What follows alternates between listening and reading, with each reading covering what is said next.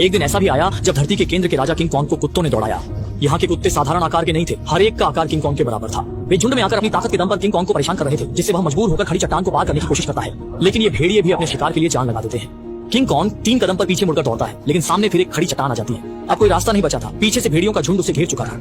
एक बड़ा भेड़िया सबसे पहले काबू नहीं रख पाता और ललचाने वाले भोजन की ओर झपटता है, लेकिन किंग कॉन्ग एक कदम पीछे हटता है और भेड़िया उसके द्वारा लगाए गए जाल में गिर जाता है। फिर वह एक पेड़ के तने को उठाता है जो बेलों से बंधा होता है और तने को खींचकर एक यंत्र चालू करता है, जिससे ऊपर से अनगिनत बड़े पत्थर गिरने लगते हैं। भेड़ियों का बड़ा हिस्सा तुरंत मारा जाता है या घायल हो जाता है। किंग कॉन्ग जानता है कि वह अभी भी कमजोर है, इसलिए वह पास ही एक भेड़िया को पकड़ता है, सिर के ऊपर उठाता है और जोर से खींचता है।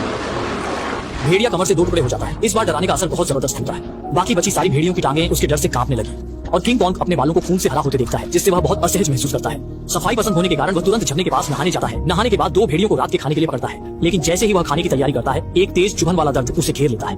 असल में गोरिल्ला को भी दांत में कीड़ा लग सकता है और इस समय एक छिपकली उसका खाना छीनने आ जाती है। धरती के केंद्र में किंग कॉन्ग की हालत सच में खराब है। कभी भेड़िए पीछा करते हैं तो कभी खाना छीन लेते हैं, और अगर खाना है भी तो दांत दर्द के कारण खा नहीं सकता। अचानक किंग कॉन्ग को अपने जैसे किसी की चीख सुनाई देती है। वह उत्साहित होकर आवाज की ओर दौड़ता है। एक चक्कर लगाने के बाद वह थोड़ा निराश हो जाता है।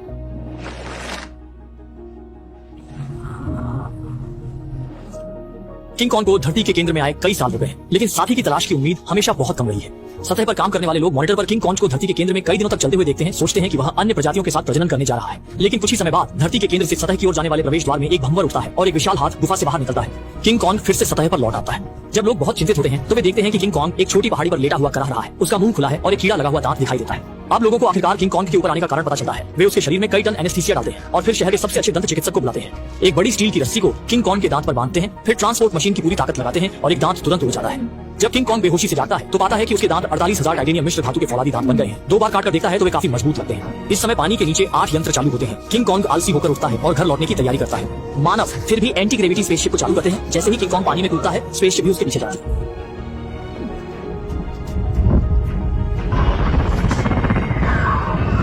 जब सभी लोग अपनी आंखें खोलते हैं तो स्पेसशिप पहले से ही धरती के केंद्र में पहुंच चुकी होती है। किंग कॉन्ग बेसब्री से घर लौटकर स्वादिष्ट भोजन का आनंद लेना चाहता है, जबकि स्पेसशिप पर लोग बिजली के पक्षी के हमले से चिंतित होते हैं। वे स्पेसशिप का रंग बदल देते हैं और सफलतापूर्वक नए परिवार में घुल मिल जाते हैं। फिर वे धरती के केंद्र के पहले चौकी पर पहुंचते हैं, लेकिन यहाँ की हर चीज पूरी तरह से नष्ट हो चुकी होती है।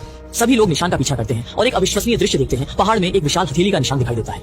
ये स्पष्ट रूप से किंग कॉन्ग का काम नहीं है, क्योंकि जब चौकी पर हमला हुआ था, किंग कॉन्ग सतह पर इलाज करवा रहा था। जब वह घर लौटता है तो तुरंत कुछ गड़बड़ महसूस करता है। इधर उधर सूंघता है और गुफा में एक अजनबी गंध पाता है।